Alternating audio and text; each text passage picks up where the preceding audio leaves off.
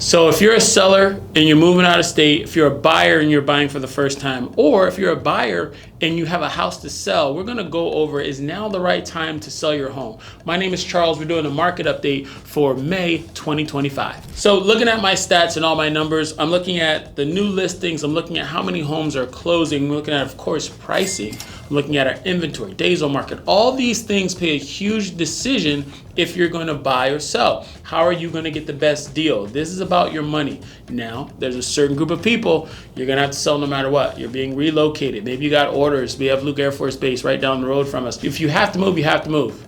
There's no bad time to move. You have to move, right? But to the other people, maybe those first-time home buyers are staying with family. They don't have to move unless they want to right now. Maybe the people who are selling for the first time, maybe they don't have to sell right now. They can sell later if they wanted to or not. You know, these people don't have to necessarily move. And then if you're buying and selling, you may just be wanting to pick a right time. Maybe you're moving up to this new home. Maybe you need a bigger house for the family, stuff like that. So this video is for you. So the first thing I like to look at are our new listings. This is how many more homes are coming on the market. So if I'm a first-time home buyer, I'm a buyer looking to move up, this is actually very, very good news for you. So what's happening is the more homes that are on the market, not only the more you get to choose from. Say you've been looking and you just see ugly homes and nothing tickles your fancy. What happens is when there's more inventory, you have more options. It's so awesome to find more homes. And when you have more options, there's less pressure for you to buy just what's available. You can actually negotiate and get a better deal with the seller.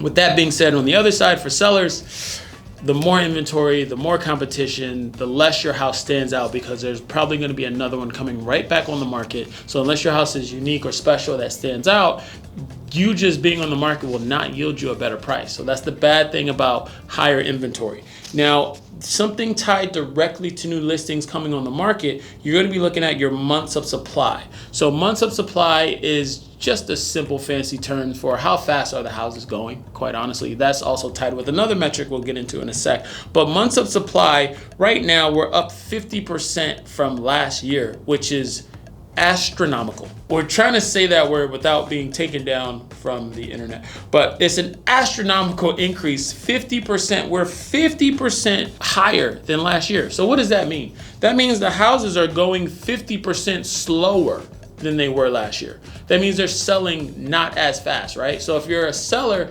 that's not so good. That means that your house is gonna sit longer on average. That means your house, you're gonna have more showings, or may or may not have more showings. You have more dead time is really what happens. And what happens is you're a buyer, that means your process is a lot longer also. Maybe you're not buying the first house you see. Maybe it takes a month or two to wrap your head around your payment because the affordability has changed so much, things like that. So that's what happens when we're looking at our months of supply. Healthy months of supply are 3 to 6 months. We're still within that range. There's no crash, there's no boom. So right now we're actually at a pretty balanced market when we're looking at everything. The next thing that we're gonna look at tied to our actual months of supply, when I'm looking at my sheet, are gonna be days on market. They changed the name of this to days on market until sell because there's some nuances there. We won't get into it. But ultimately, last year it was 63 days, now it's 71. Pretty similar, but we do have an increase of 12%, which is substantial. So when a house goes up for sale, seller, know that your house will sit in general on average longer. Our houses on average are well below this, probably about 30 days below this. But anyway, ask me how if you wanted to know.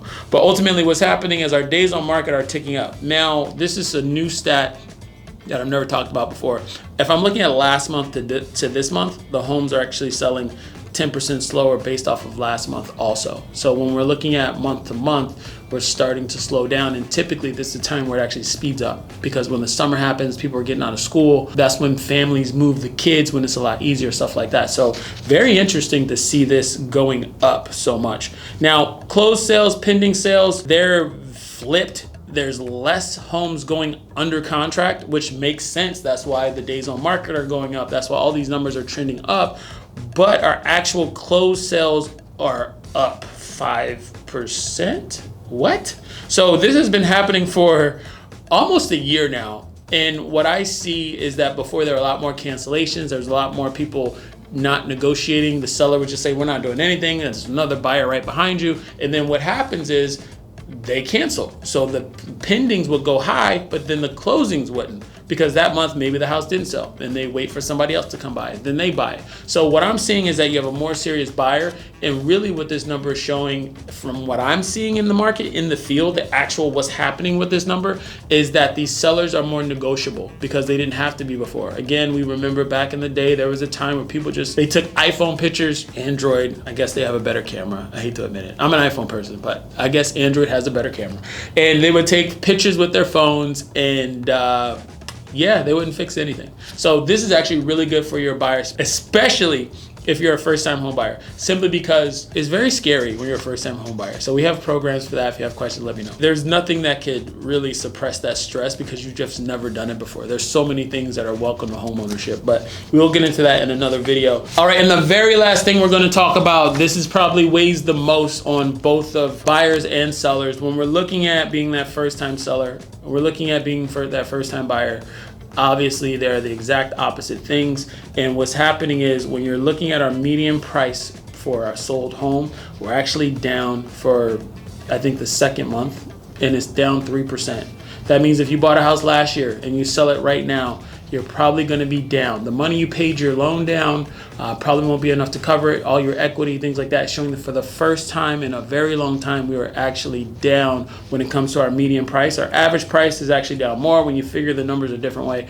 Usually for housing, because there's such a disparity from the low and the high, what happens is these $1 million homes, and then you have a, maybe like a manufactured home or a condo that's going to go for $200,000-300,000. That's a huge disparity, and they go off of the median instead of the average. We put both here because most people speak in averages, but truly the median is what you're really looking at. And when I'm looking at these numbers, they're both down for the I think the second month ever.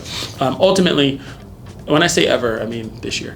When we're looking at all this stuff, for a seller, that is very disheartening, is seeing that, your housing has dropped. But typically, a seller is not going to have, buy a house in 1 year and sell it the next year. When we report these numbers, you're going to see all this stuff in the media. It's going to look like all doom and gloom, and the house, the sky is falling, because they're going to start reporting that the numbers are down, the median prices are down, which is true.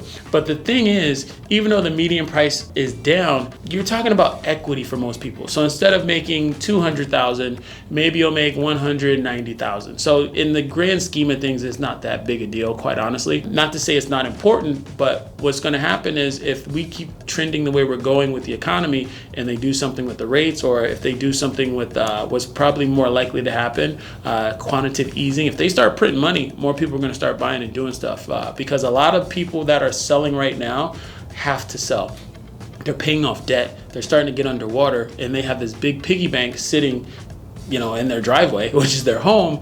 And this is what I'm seeing people alleviate a lot of things. You can also do the same with a refinance. If you didn't want to actually sell your home, you can just pull money out that way. It might be cheaper than what you're paying for your interest rate on your car loan or on your credit cards, things like that. And in the grand scheme of things, when you take that out 30 some odd years, your payment to pay a little amount versus the larger amount may actually kind of ease that burden of the debt and things of that nature, because I know debt is on the rise. But overall, if I'm looking at this from a buyer, great news, amazing news. If I'm looking at this from a seller's perspective, not so good. Not so good news, but it could be worse. And I don't see it getting terrible.